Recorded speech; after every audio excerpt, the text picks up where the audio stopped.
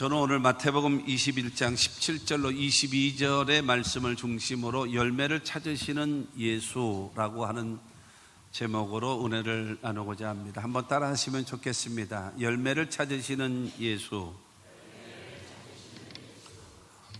이번 주 지금은 사순절 기간이고요. 다음 주는 종려주일, 그 다음에 그로 인해서 한 주간은 고난주간, 그리고 3월 마지막 그 주일은 예수님 사망 권세를 깨뜨리시고 부활하신 부활절 예배를 드리는 주일입니다. 오늘 말씀을 통해서 예수님께서 예루살렘에 임하셨다가 베다니로 가십니다.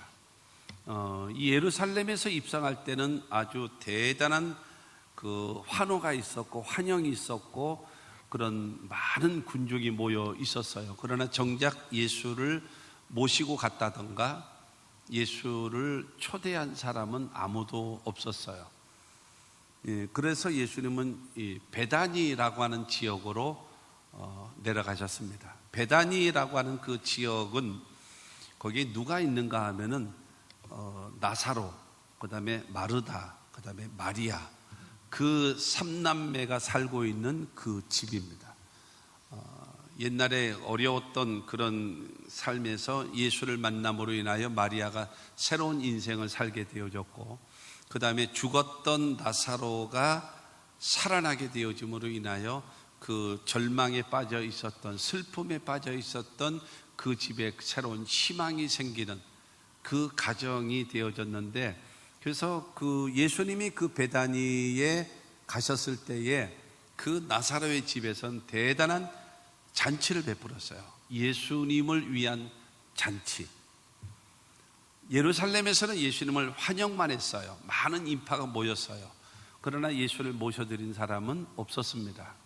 그런데 예수님은 그 베다니에 갔었을 때에 그 베다니에서는 그 예수님을 아주 환영을 하고 그 나사로의 집에 모셔드리고, 변함없이 마르다는 음식을 만들어서 예수님과 더불어 제자들, 그 다음에 많은 사람들을 손대접하게 되어졌고, 그 다음에 마리아는 옥합을 깨뜨립니다. 순전한 나드기름이라고 해서 그 중동 지역에서는 여인들이 가장 비싼 혼수감이 무엇인가 하면은 그것이 나드기름입니다. 근데 그것을 모았다가 그것을 깨트려요.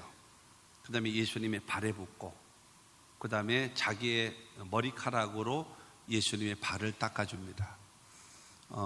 여자들의 그 자존심이 그 헤어스타일, 머리카락이라고 뭐 하지 않습니까? 근데 그 예수님의 발에다가 나드기름을 붓고, 그 다음에 자기의 머리카락으로 예수님의 발을 닦아주는 그 이상의 헌신은 어디 있겠습니까? 그 이상의 헌신은 없지요. 근데 이 나드기름, 그것이 얼마의 가치가 있는가 하면은, 그때 그 가룟 유다가 그런 말을 합니다. 이것을 팔아다가 300데나리온이나 되는 돈으로 팔아서 가난한 사람들에게 주지 어찌하여 이것을 허비하느냐라고 얘기하죠. 잘못된 사람이지만 어쨌든 300데나리온이라는 거죠. 이 300데나리온은 도대체 얼마의 가치가 있는가 하면은 하루 장정 품삯이 1데나리온입니다. 그렇기 때문에 거의 1년치 연봉입니다. 지금으로 말하게 되어지면 1데나리온 하면은 이 노동하게 되어지는 사람도 10만 원이 넘대요. 지금으로 말하면요. 10만 원이 넘거든요. 그러니까 10만 원으로 계산한다게 되어지면 300데나리온이에요. 그러면 지금으로 돈을 환산하게 되어지면 3천만 원입니다. 1년 연봉입니다. 그것을 해서 예수님께 뭐예요? 고마워서, 감사해서. 그러고 예수님께서 그거는 차마 알지 못했지만 예수님께서 우리의 인류를 위하여 십자가 못 박혀 죽으시는 그 예수 그리스도를 이 기념하기 위해서 이 기름을 부은 것으로 그렇게 말씀이 되어졌는데, 중요한 것은 그렇게 예수님을 환대했고 대접하고 영광을 돌리는 그와 같은 일이 이루어졌습니다.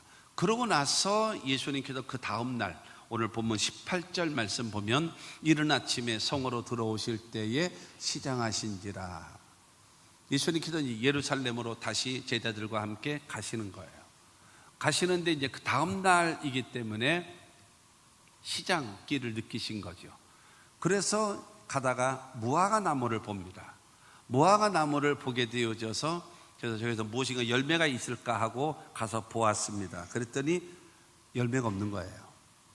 그때에 예수님 말씀하십니다. 이제부터 영원토록 열매를 맺지 못하리라 말씀하시죠. 예수님께서 수많은 기적을 베푸실 때에 언제나 살리는 기적을 베푸셨어요.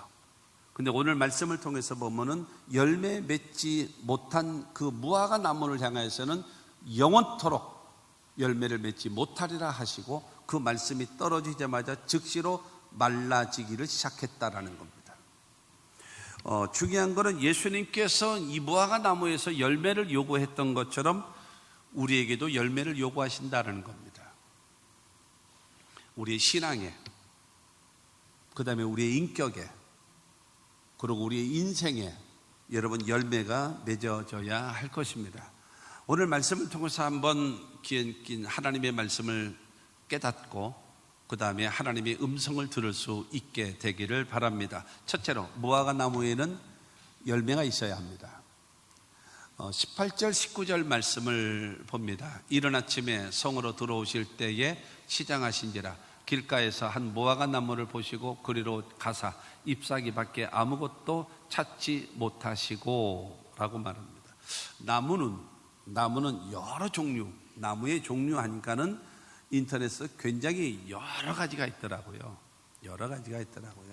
그래서 제 수준으로 봐서는 여러분 아시는 분 아시고 모르시는 분 모르시지만 저는 서울 사람이라서 이 별을 보고 살나무라고 했던 사람이니까 그래서 제 수준으로 보면은 딱 둘이에요. 그러니까 뭐냐?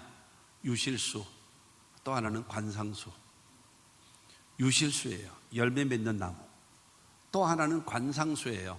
꽃이 피고 아름답고 그 자체로 그런 나무가 있습니다. 관상수라고 하는 것은 잎이 피고 꽃이 피면 그 자체로 아름다운 것입니다. 조금 있으면 이제 하겠습니다만은 여러분 이 벚꽃이 피잖아요. 온 사방천지에 벚꽃이 피잖아요. 그러면 아름다움.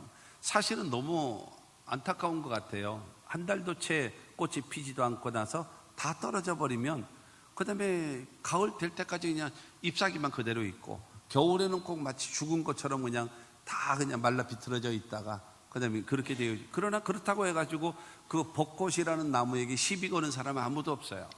왜 열매 없냐라고 얘기하는 사람은 아무도 없습니다. 그것은 왜냐하면 관상수이기 때문에 그렇죠. 그러나 여러분 유실수는요 그렇지 않은 겁니다. 더군다나 무화과 나무는요 관상수가 아닙니다.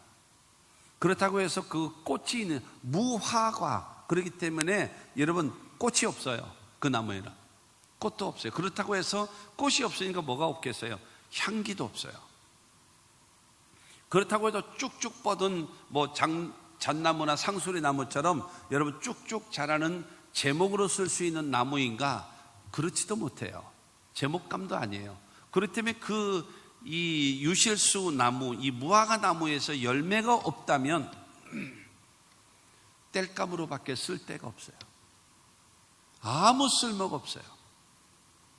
어떻게 봐도 여러분 쓸만한 구석이 아무것도 없는 존재, 그가 열매 맺지 않으면 그런 존재가 돼버리고 만다라고 하는 겁니다. 무화과 나무는 1년에 한 2차례 정도 열매를 맺는데요. 5월달, 6월달, 그 다음에 9월에서 10월달 돼서 이제 2번 열매를 맺게 되어지는데 우리나라는 그 농사를 져도 1년에 1번 하잖아요. 근데 동남아시아 쪽에는 1년에 3번을 농사를 진다 그러더라고요. 뿌리고 그 다음에 다시 심고 나서 그 다음에 다시 걷어들이고 또 심고 또 거두고 이거 3번이나 그러니까 워낙 더우니까 따뜻하고 이제 그러니까는 그것이 가능한지 몰라도 우리는 1번밖에 못 하잖아요. 그런데 이 무화과 나무에는 2번 열매를 맺는데요. 그래서 5월달, 6월달 돼서 맺어지는 그 무화과는요, 잎이 많이 피고, 그러고 나서 열매를 맺는데 그 열매는 좀 뭐라 그럴까요? 덜 익은 거예요. 설 익은 거다라고 하나요? 설 익은 거. 그러다 보니까 그 무화과가 맛있지가 않습니다. 약간 시큼하고 그 다음에 약간 떨떠름한 그 맛입니다. 그러나 그것을 통해 가지고 나그네라든가 가난한 사람이라든가 고아라든가 이런 사람들이 쉽게 따먹을 수 있는 그런 나무, 그 역할을 하는 거예요. 그런 다음에 그것이 이제 열매가 있던 것이 다 떨어지고 그 다음에 잎사귀가 지게 되어지면 그러면 열매가 맺는 거예요. 무화과 열매. 그 무화과 열매를 맺는데 9월달, 10월달 되어지면 열매를 맺는데 그것은 맛있고 여러분 상품 가치가 있고 좋은 그런 무화과 열매를 맺는다라고 하는 것입니다. 마가복음에 보게 되어지면 이는 무화과 때가 아님이라라고 그래요. 무화과 때가 아니래요. 그러면 그때는 어떤가 하면은 9월달, 10월달 되어지는 맛있고 상품 가치 있고 좋은 그 열매를 맺는 그 무화과 열매가 아니다 이거. 그때가 아니라는 거예요. 그러니까 지금 때는 어떤가 하면은 좀 설익은 거, 많지도 않고 그런 열매가 맺어져 있는 그런 시기라는 거예요. 그런데 중요한 거는 잎사귀밖에 아무것도 없는 것을 예수님께서 보신 거예요. 열매를 요구하셨는데 열매가 없는 거예요. 그때 이제부터 너는 영원토록 열매를 맺지 못하리라 말씀하세요. 예수님께서 원하시는 열매가 아주 그 상품 가치가 있고 맛있고 탐스럽고 좋은 그런 열매를 요구한 것이 아니었어요. 설익어도 괜찮다. 조금 쉬어도 괜찮다. 좀 떨떠름해도 괜찮다. 그래서 가난한 사람이라든가 나그네라든가 지나가는 사람들이 쉽게 요기를 하기 위해서 따먹을 수 있을 만한 그런 열매라도 괜찮다라고 하면서 요구했는데 그것조차 없었더라는 거죠. 그렇기 때문에 주님으로부터 저주를 받고 말라버리는 겁니다. 열매가 없다라는 것은 무엇일까요? 열매를 기대하는 자에게 실망을 안겨주는 겁니다.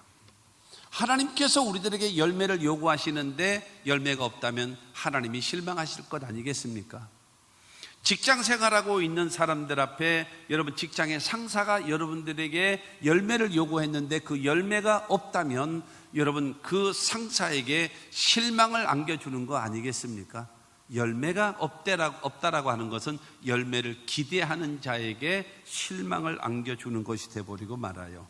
무화과 나무는 여러분 이스라엘 민족을 상징하는 것이고 그 다음에 성도된 우리를 상징하는 것입니다. 그러므로 우리는 하나님 앞에 열매를 맺어야 되고 그 다음에 가족들, 사람들 앞에 열매를 맺어야 되고 그 다음에 자기 자신 앞에 변화된 열매를 맺어야 되고 그 다음에 하나님의 교회에서 열매를 맺어야 할 것이다 라는 겁니다.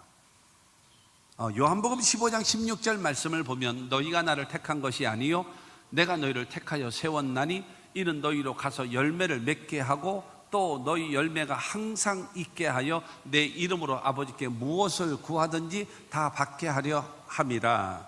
예수님께서 그러니까 너희가 나를 택한 것이 아니라 내가 너희를 택했다. 그 이유는 너희로 가서 열매를 맺기를 원한다. 신앙의 열매, 전도의 열매, 그 열매를 맺기를 원한다. 그리고 그 열매가 너에게 항상 있어서 항상 열매가 있는 너희가 내 이름으로 아버지 하나님께 기도하면 무엇이든지 무엇을 구하든지 다 받을 수 있게끔 하기 위해서 내가 너희를 택했다라는 거예요. 여러분 열매를 맺는 사람이 하나님 앞에 기도하면 하나님이 응답하신다라는 거예요. 사랑하는 성도 여러분 기억하시기를 바랍니다. 여러분 열매를 항상 맺고 그 다음에 열매를 맺는 사람이 기도하면 응답하신대요. 하나님의 법칙, 성경의 법칙이 있습니다. 마태복음 25장 29절에 있는 말씀 중에 하나가 뭐냐면은 무릇 있는 자는 더 받고 없는 자는 그 있는 것까지 빼앗느니라 말씀하세요. 이게 성경적인 법칙입니다. 있는 자는 더 받는 거예요. 이거 뭐가 좀 안 맞지요? 없는 사람에게 줘야죠. 있는 사람에게는 뭐 있는데 뭘 더 줄 거 뭐 있겠습니까? 하나님은 그렇지 않아요. 있는 자에게 더 주고 없는 자는 그 있는 것까지도 박탈해버려요. 빼앗아 버린다라고 말씀하고 있는 것입니다. 그래서 예수님께서 이 무화과 나무에서 열매를 요구했는데 열매가 없자 저주하신 겁니다. 앞으로는 너는 영원토록 열매를 맺지 못하리라. 그 기회를 잃어버리는 거죠. 그 기회를 잃어버려. 열매를 맺지 못하는 나무는 아무런 쓸모가 없습니다. 그것 하나인데 그것 하나 자체를 여러분 간직하지 못하고 열매를 맺지 못하면 쓸모없는 인간이 되어버리고 말아요. 사랑하는 성도 여러분, 아까도 말씀드렸던 대로 내가 열매가 없다면 신앙에, 내 인격에, 내 인생에, 여러분 그렇잖아요. 그런 거 있잖아요. 호랑이는 죽어서 가죽을 남기고 사람은 죽어서 이름을 남긴다. 여러분 그 이름 누가 기억합니까? 그 이름을 누가 기억해요? 그런데 우리나라의 역대 모든 인물 중에서 가장 존경하는 대상, 부동의 1위, 변함이 없는 부동의 1위 세종대왕이죠. 부동의 2위 불멸의 이순신 장군. 여러분 왜 불멸의, 여러분 그야말로 부동의 1위 세종대왕이 되고 그 다음에 부동의 2위 이순신 장군이 됩니까? 그 이유는 세종대왕은 다른 것도 있지만 우리들에게 한글을 만들어 줬잖아요. 뭘 더 바래요? 이순신 장군이 없었다면 그때 조선이죠. 조선이라는 이 나라는 일본에 속한 하나의 지방도시로 전락해버리는 거예요. 지금의 대한민국이 일본화 되어져 버릴 수밖에 없는 거예요. 2차 대전 때가 아니에요. 태평양 전쟁 때 졌기 때문에 포로로 자기가 그 진입했던 나라 다 돌려줬지만 여러분 그런 이순신 장군 때에 우리나라가 그 임기 내려서 우리가 승리하지를 못했다면 우리는 이 조선이라는 나라가 일본이라는 나라의 하나의 지방, 하나의 부속 국가, 이 지역으로 전락해버릴 수밖에 없는데 이순신 장군으로 인해서 우리나라의 조선은 유지될 수 있었던 그 은혜란 말이에요. 그렇지 않습니까? 이거는 아멘을 안 하셔도 되지만 동의하셔야 돼요. 그렇거든요. 그런 업적이 있기 때문에 모든 후손된 자들은 그분을 기억하는 거예요. 우리하고도 가깝지만은 여러분 아산 현충원을 여러분 참배하기도 하고 하는 이유가 바로 무엇인가 하면 우리나라를 살려줬잖아요. 작품. 그게 열매지요. 저와 여러분들이 하나님 앞에, 사람들 앞에, 가족들 앞에, 내 자신 앞에, 그 다음에 내가 어느 곳에 있을지라도 그곳에서 여러분 나의 위치, 그거를 인정받아야 되지 않겠습니까? 직장 생활 하시는 여러분, 제가 그런 말 여러 번 했잖아요. 좀 기분 나쁘게 들으시는지는 모르겠습니다만은 예수 믿는 사람이 구조조정의 대상이 돼서는 안 된다. 여러분 과거의 이 설문조사입니다만은 예수 믿는 사람들이 불신자들의 보는 눈에 비춰진 크리스찬들의 모습이 어떻게 평가가 되어졌는가? 첫째, 불성실하다. 두 번째, 말만 많다. 세 번째, 그들의 삶의 이중인격자다. 믿을 수 없는 사람. 여러분 이것이 예수 믿지 아니하는 세상 사람들이 바라보는 기독교인들에 대한 평가라는 겁니다. 여러분 이렇게 되어지면 되겠습니까? 안 되죠. 3명, 5명 나가도 너는 나가면 안 돼 라고 붙잡을 수 있는 사람이 되어져야지 구조조정의 대상이 되어진다면 이거는 뭐가 문제가 있는 거 아니겠습니까? 이건 절대로 안 된다라고 하는 것입니다. 기억하십시오. 열매 없는 유실수는 아무 쓸모가 없습니다. 그렇기 때문에 예수님은 저주하시는 거예요. 두 번째로 무화과 나무는요, 여러분 이스라엘을 상징합니다. 이스라엘 나라.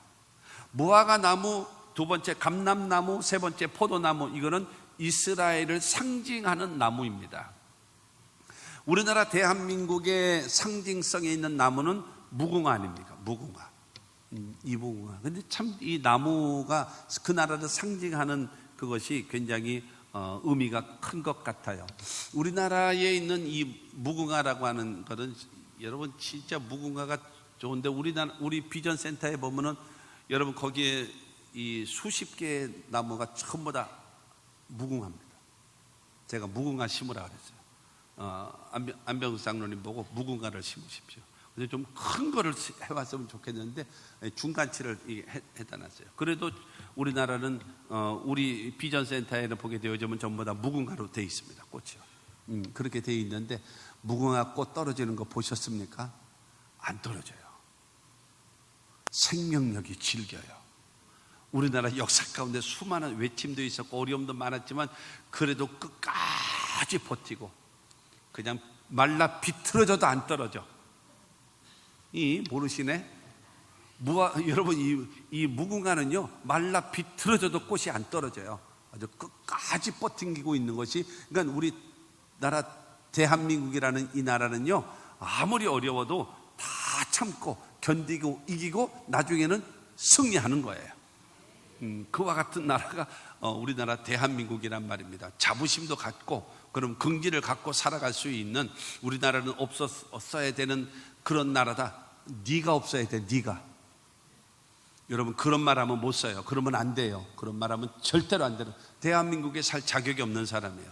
전 세계 사람들이, 수많은 사람들이 대한민국이라는 나라를 얼마나 좋아하고 얼마나 부러워하는데, 여러분 그렇지 않습니까? 어쨌든 이 무화과 나무는 이스라엘을 상징하는 것입니다. 그런데 이스라엘은 하나님으로부터 택한 민족이거든요. 선민, 택함 받은 백성들이다, 민족이다라는 것.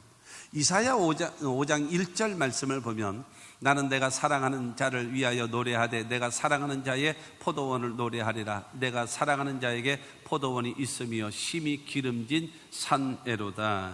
기름진 산에 포도원을 만드는 거예요. 누가요? 하나님께서.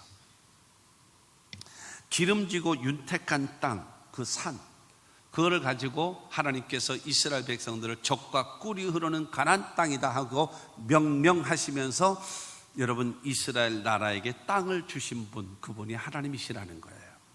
5장 2절 말씀을 보면 5장 2절에 땅을 파서 돌을 제하고, 땅을 파고 돌을 제하는 것은 무엇인가 하면 땅을 부드럽게 만들고 옥토를 만드는 겁니다. 그리고 극상품 포도나무를 심었도다. 극상품 포도나무는 무엇인가 하면 하나님께서 너는 내 백성이다, 책임지겠다라는 거예요. 그리고 그 중에 망대를 세웠고, 망대를 세웠다라고 얘기하는 것은 바로 그거를 보호해주고, 그 다음에 울타리까지 같이 됐기 때문에 보호해주고 지켜주는 거예요. 누가요? 하나님께서. 그리고 또 그 안에 술틀을 팠도다라는 거예요.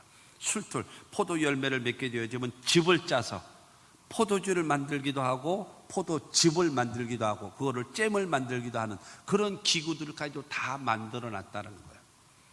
그래서 좋은 열매 맺기를 바랐더니 들포도를 맺었도다라고 말씀하고 있습니다. 땅을 파서 여러분 돌을 제하여 주시는, 그 다음에 극상품 포도나무를 심고 망대를 세우고 그 안에 술틀을 팠다. 4절 말씀을 보면은요, 4절에 내가 내 포도원을 위하여 행한 것 외에 무엇을 더할 것이 있으랴.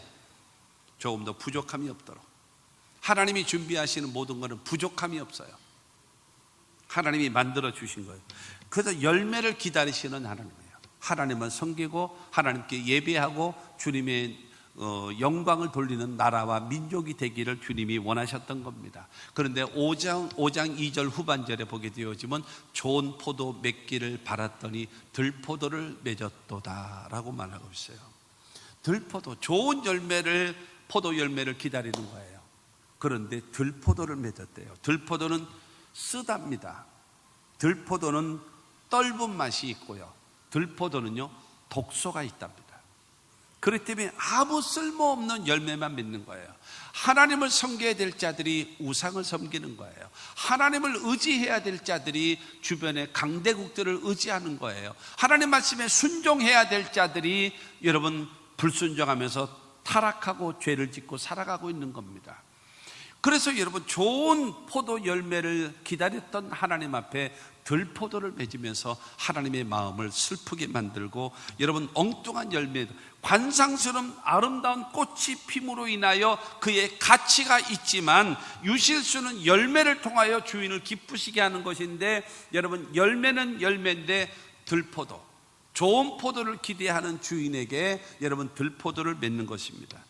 5절과 6절 말씀을 보면 이제 내가 내 포도원에 어떻게 행할지를 너에게 이르리라. 내가 그 울타리를 걷어 먹힘을 당하게 하며 그 담을 헐어 짓밟히게 할 것이요, 내가 그것을 황폐하게 하리니 다시는 가지를 자름이나 북을 돋우지 못하여 찔레와 가시가 날 것이며, 내가 또 구름에게 명하여 그 위에 비를 내리지 못하게 하리라 하셨으니, 완전히 그 포도원을 망가뜨린다는 거예요.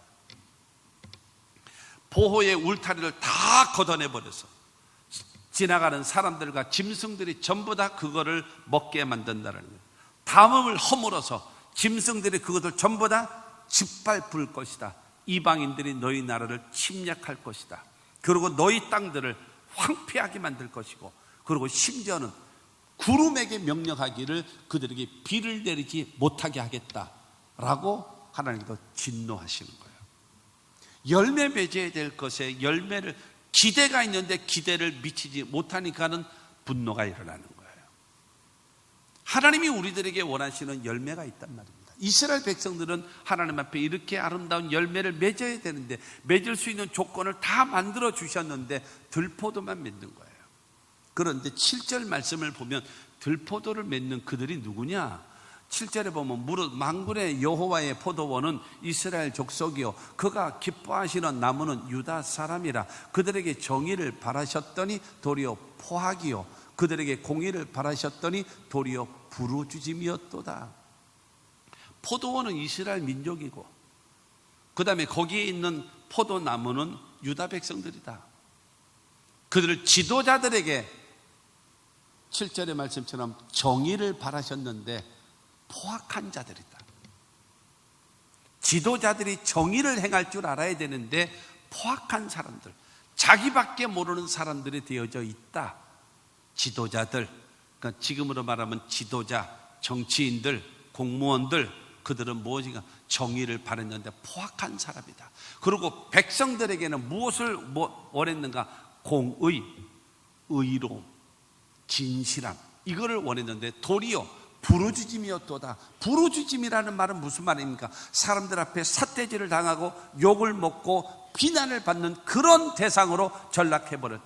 지도자도 물론이요 백성들도 물론이요 그들은 포악한 사람들이요 여러분 악한 행위를 하며 살아가는 자들이기 때문에 뭐예요? 용서의 가치가 없다라는 거예요.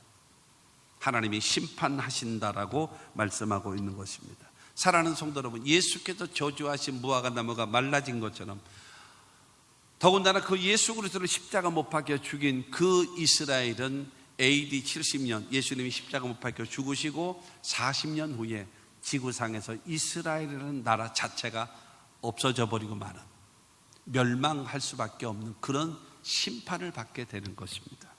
세 번째로 무화과 나무는 교회를 상징합니다. 17절 말씀을 보면 17절에 그들을 떠나 성 밖으로 베다니에 가서 거기서 유하시니라. 예루살렘에 입성할 때는요 여러분 난리가 났었습니다. 난리가 났어요. 예수님께서 예루살렘에 오셨다가 베다니로 그냥 건너가 버리고 마셨어요. 그런데 예수님이 예루살렘에 입성하실 때 어땠는가 하면은 마태복음 21장 9절 말씀을 보면 여러분 이 말씀, 21장 9절 말씀에 그들의 신앙, 그들의 예수님이 예루살렘으로 입성하실 때에 고백하는 내용은 대단한 신앙적 고백입니다. 9절 말씀에 앞에서 가고 뒤에서 따르는 무리가 소리 높여 이르되 호산나 다윗의 자손이요 찬송하리로다 주의 이름으로 오시는 이요 가장 높은 곳에서 호산나 하더라. 마태복음 21장 9절에 있는 말씀 무엇인가 하면 호산나 호산나 호산나 하고 찬양하잖아요. 그 호산나가 바로 무엇인가 하면 우리를 구원하소서, 우리를 구원하소서, 바로 그것입니다.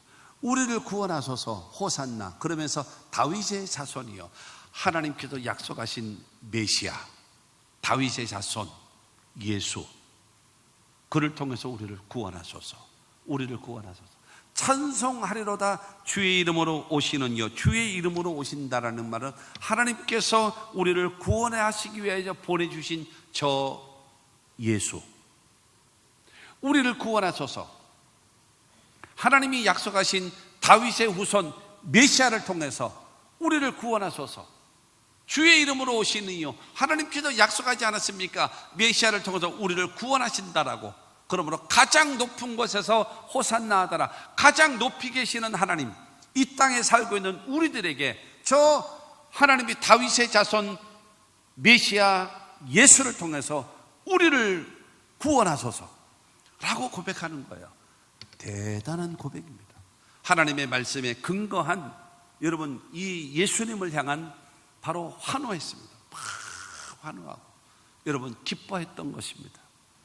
그래서 여러분 지극히 높으신 하나님께서 이제는 이스라엘을 구원하신다. 다윗의 때와 같이 아니면 솔로몬 때와 같이 부강한 나라, 그야말로 부강한 나라가 되어질 것을 소망하고 꿈꾸면서 바로 메시아 대신 예수를 맞이하게 되어졌습니다. 그런데 예수님이 예루살렘에 딱 입성해 보시니까 13절 말씀을 보면 그들에게 이르시되 기록된 바 내 집은 기도하는 집이라 일컬음을 받으리라 하였거늘 너희는 강도의 소굴을 만드는도다 하시도다 라고 말했습니다. 예수님께서 성전에 들어갔더니 거기서 무슨 소리가 들려야 됩니까? 찬양이 들려야죠. 거기서 무슨 소리가 들려야 됩니까? 하나님께 예배하는 소리가 들려야죠. 거기서 무슨 소리가 들려야 돼요? 하나님께 기도하는 소리가 들려야 돼요. 그런데 예수님의 손에, 여러분 예수님의 귀에 들려지는 것은 바로 무엇인가 하면 소를 사기 위해서, 양을 사기 위해서, 비둘기를 사기 위해서 내가 더 싸게 주겠다라고, 이거 좀 깎아달라고 하는 그 소리가 온통 성전 안에 여러분 그 소리가 메아리 치고 있는 겁니다. 짐승을, 하나님께 제사 드리기 위한 짐승을 사기 위한, 또한 짐승을 팔기 위한 소리가 이 성전 안에 가득 채워 있어요.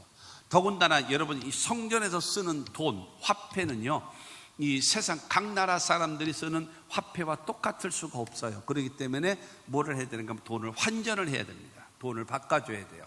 그렇기 때문에 말하자면 지금으로 말하면 한쪽에서는 농협이 있고, 한쪽에서는 하나은행이 있고, 한쪽에서는 국민은행이 있고, 한쪽에서는 또 무슨 은행이죠? 어쨌든 무슨 은행이 있고, 이러면서 우리가 좀 더 좋은 가격으로 바꿔줍니다 하면서 세일을 하면서 그 환전을 하고 있는 소리, 돈 바꾸는 소리, 장사하는 소리, 깎아달라고 하는 소리, 이 소리가 성전 안을 가득 채운 거예요.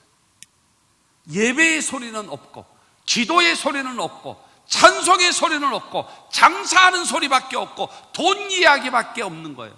그런데 예수님께서 그들을 다 뒤집어 엎어버리시고, 우리는 여러분 절대적으로 열매 없는 나무가 돼서는 안 된다는 거예요.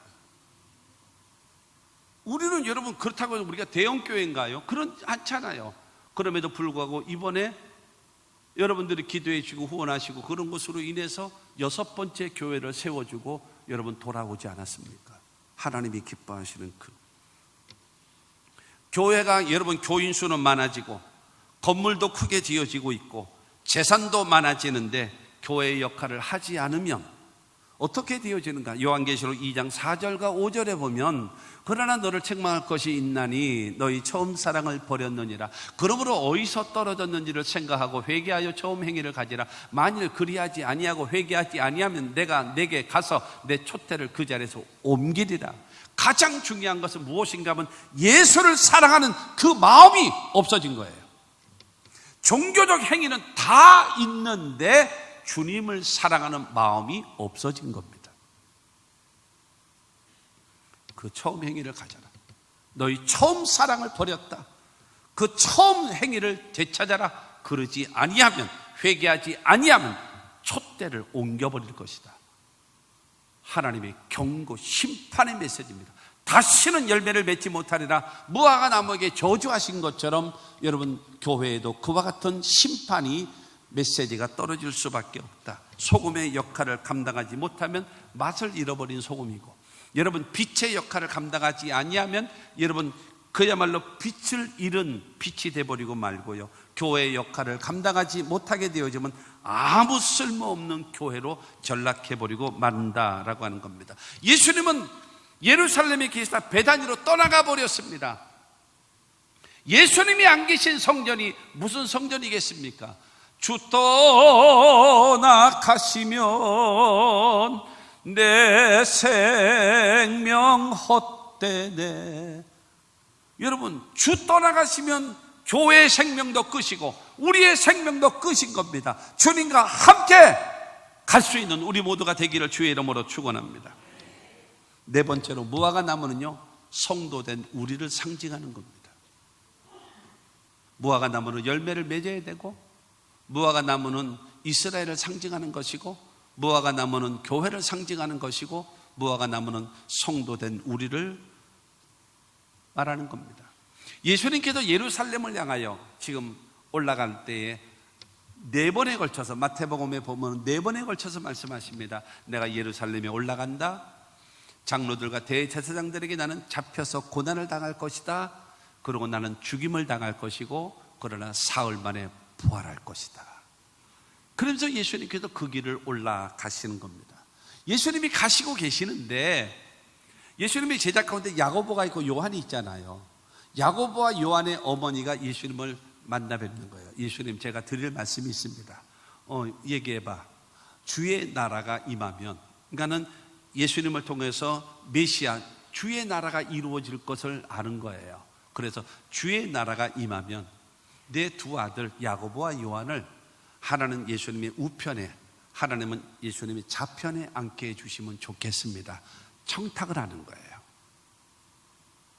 주님의 나라가, 새로운 국가가 세워지면 어차피 사람들을 세워야 될 거 아니겠습니까? 근데 그 옆에 국무총리 야고보를 세워주시고, 경제기획원 장관 우리 아들 요한을 세워주시고, 지금 이 이야기를 하는 거예요, 지금.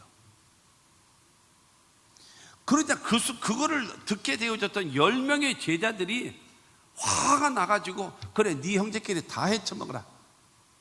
그러면서 이제 분이 막 일어나는 거예요. 여러분, 이것이 바로 무엇인가? 예수님의 제자들의 모습이에요.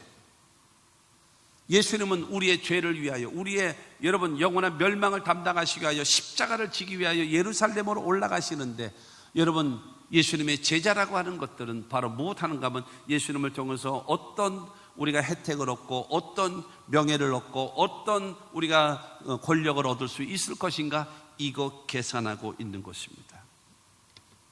사랑하는 성도 여러분, 저와 여러분들에게 이와 같은, 여러분 두 명, 이 야고보와 요한, 그 다음에 10명의 다 도끼인 객기네요. 다 똑같아요. 자, 하나 이야기를 하나 하겠습니다. 예수님께서 성만찬을 하시면서 오늘 밤에 너희가 다 나를 떠나리라 말씀하세요.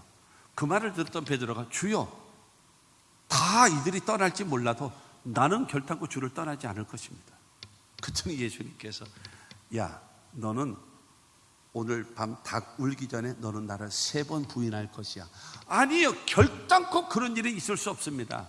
그랬더니 다른 제자들도 그럼요, 우리도 그렇지 않습니다 라고 이야기해요. 그런데 왜 예수님이, 그러니까 겟세마네 동산에서 예수님이 잡혀가실 때에 성경은 말합니다. 예수를 버리고 다 도망하니라. 다 도망갔어요. 그들은 뭘 바랬는가? 예수가 로마를 몰아내고 새로운 민족을 여러분 세우고, 그 다음에 새로운 자기의 주변에 여러분 장관이라든가 그런 공직자들을, 명단을 발표할 것을 기다리고 있었는데, 로마의 병정들과 유대의 병정들에게 무기력하게 잡혀가고 있거든요. 자기네들의 기대가 무너져 버린 거예요. 아, 저 예수는 아닌가요? 의사는 아닌가비네? 도망가는 거예요. 심지어는 성경에 보면 디드모라고 하는 도마는 혼잎을 같은 거 이렇게 하나 뒤집어 쓰고 속에는 아무것도 안 입고 이렇게 있다가 그리고 같이 겟세마네 따라왔다. 야, 너도 예수와 같은 편이 이리 와. 잡아가려 했더니 아니에요. 그러면서 옷을 잡았는데 쏙 주저앉아가지고, 주저앉으니까 어떻게 되겠습니까? 벌거벗은 거죠. 빨가벗은 채로 도망가 버렸어요. 그게 예수님의 제자들입니다. 이 제자. 여러분, 그래도 베드로는 수제자잖아요. 내가 주와 함께 죽을지언정 뭐 이렇게 얘기했는데, 어떻게 되나 보자. 성경에 보면 어떻게 되는가 보자 하고 따라가요. 따라가다가 예수가 잡혀가서 거기서 이제 고문을 당하는 거예요. 그래서 이건 아니네. 이건 아니네. 꿈이다. 산산조각이 나는 거예요. 그렇게 됐을 때에 그 옆에 사람이 이 사람도 예수와 같은 편인데 라고 이야기하자, 모른다고 하고 부인하고 저주하고 맹세까지 하는 이유가 바로 무엇인가? 예수가 자기들 앞에서 무기력하게 잡혀가고 있기 때문에 다 도망가게 되어지고 예수를 부인하게 되어진 것입니다. 사랑하는 성도 여러분, 여러분은 예수 우리 왕이여 이곳에 오소서 섬김의 대상이 예수이십니까? 아니면 여러분들의 필요, 여러분의 요구를 들어주는 여러분 해결자와 같은 예수입니까? 솔직하게 나의 요구를 들어주지 아니하면 예수님의 10명의 제자들 같이 다 버리고 도망갈 사람들은 아닌가요? 나는 변함없이 예수를 믿고 섬김의 대상으로 여러분 그와 같은 사람이 되어져야 할 터인데, 예수님께서 야고보, 요한, 그 다음에 그 10명이 분이 가득한 그들에게 예수는 말씀하십니다. 마태복음 20장 26절 27절입니다. 너희 중에는 그렇지 않아야 하나니 너희 중에 누구든지 크고자 하는 자는 너희를 섬기는 자가 되고 너희 중에 누구든지 으뜸이 되고자 하는 자는 너희의 종이 되어야 하리라. 크고자 하느냐? 섬기는 자가 되라. 으뜸이 되기를 원하느냐? 종이 되라. 세상 사람들은요, 낮은 사람이 윗사람을 섬깁니다. 세상에서는요, 낮은 사람이 윗사람을 섬깁니다. 그러나 성경은요, 기독교는요, 높은 사람이 아랫사람을 섬기는 겁니다. 지금 뭔 소리인지 몰라서 아멘을 아무도 안 해. 안 하려고 아무도 안 해. 다시 말합니다. 여러분, 세상에서는요, 낮은 사람이 윗사람을 섬깁니다. 그러나 하나님의 교회는요, 윗사람이 아랫사람을 섬기는 겁니다. 이해를 다시 독하드립니다. 선배가 후배를 섬기는 겁니다. 직분자들이 평신도를 섬기는 겁니다. 여러분, 그것이 하나님의 교회라고 예수께서 말씀하시는 거예요. 그러면서 예수님께서 28절을 통해서 말씀하십니다. 인자가 온 것은 섬김을 받으려 함이 아니라 도리어 섬기려 하고 자기 목숨을 많은 사람의 대속물로 주려 함이니라. 나는 섬김을 받기 위해서 온 것이 아니고 섬기려 왔다. 그러고 어느 정도 섬기는지 아니?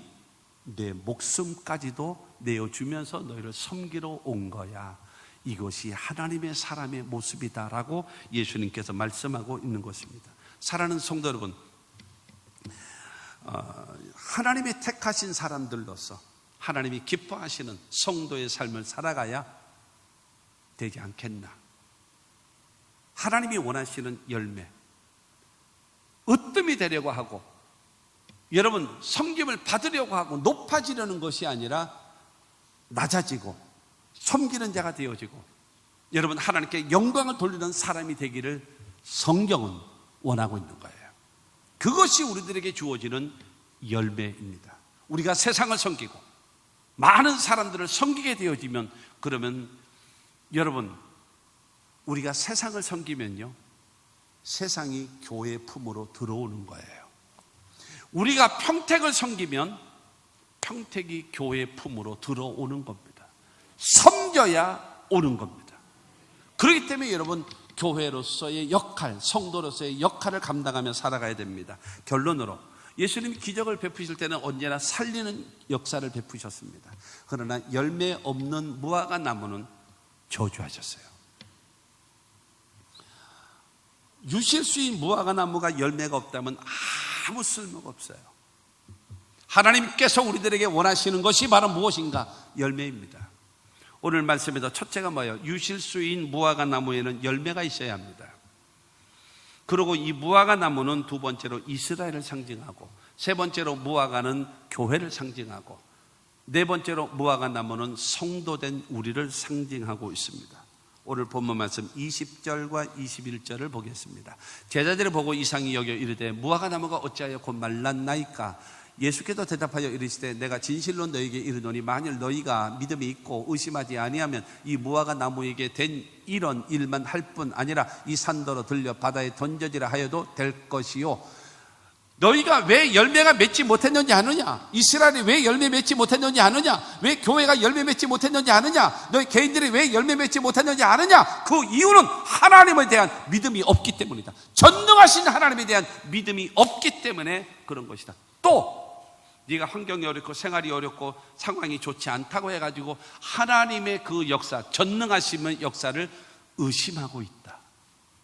그렇기 때문에 너희가 전능하신 하나님을 믿고 그 하나님에 대하여 의심하지 아니하면 이 산더러 들려 저 바다에 던지라 하여도 그것이 이루어지는 능력이 나타나게 될 것이다 라는 거예요. 아멘 하십시오.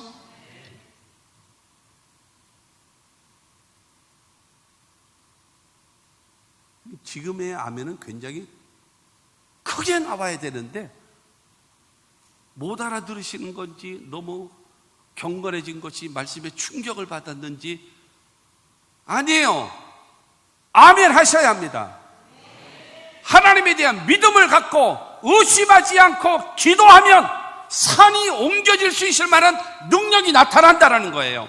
그러면 이스라엘에게도 열매가 있었을 것이고 교회에도 열매가 있었을 것이고 성도된 자들도 열매가 있었을 것이다. 왜 열매가 없었느냐? 하나님에 대한 믿음이 없다 너희들은. 그리고 하나님을 향하여 믿음이 있다 할지라도 사사건건 의심하고 있어. 그러니까 기도하지 않지. 기도하지 않으니까 아무 역사가 없는 거야 라고 말씀하고 있습니다. 22절도 말하잖아요. 너희가 기도할 때에 무엇이든지 믿고 구하는 것은 다 받으리라 하시니라. 하나님에 대한 절대적인 믿음을 갖고 의심하지 말고 하나님께 기도하면 하나님은 응답하신다. 열매 맺게 하신다라는 거예요. 그 역사를 여러분 알고 깨닫고 주님의 음성을 듣고 안타깝고 답답함이 아니라 여러분 이 마음이 팍 와닿아서 내 신앙에 탁 전환이 이루어졌으면 참 좋겠는데 지금 제가 당황스럽습니다. 여러분들의 반응을 보고 제가 지금 당황스러워요. 얼마나 내 마음속에 그냥 끓어오르는 마음으로 지금 오늘 말씀을 들었는데 참 이게 다 쳐져 있어요. 듣고 싶은 말이 아니죠. 축복이나 하세요. 좋은 얘기나 하세요. 그거 기다리십니까? 요한복음 15장 2절은 말합니다. 물은 내게 붙어 있어 열매를 맺지 아니하는 가지는 아버지께서 그것을 제거해 버리시고 무릇 열매를 맺는 가지는 더 열매를 맺게 하려 하여 그것을 깨끗하게 하시느니라. 여러분 예수님 말씀하시면 내 아버지는 농부다 나는 포도나무다 너희들은 내게 붙어있는 가지다. 열매를 맺으면 더 열매를 맺게 하기 위하여 주변 정리 깨끗하게 다듬어 준다.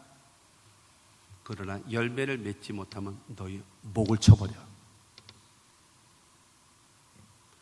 열매를 맺지 못하는 그 가지는 그것을 제거해 버리신다. 너를 심판한다.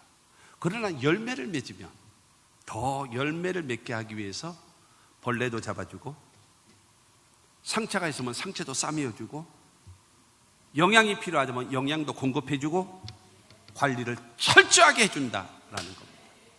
여러분 하나님의 관리를 받으면 때를 따라 풍성하고 아름다운 열매를 맺으며 살아갈 수가 있을 것입니다. 내가 나를 관리하는 것이 아니라 하나님을, 내 목을 치는 그 하나님이 아니고 나의 주변을 아름답게 만들어서, 깨끗하게 만들어서 더 열매를 많이 맺게 하시는 그 관리해 주시는 가위가 될 수 있게 되기를 바랍니다.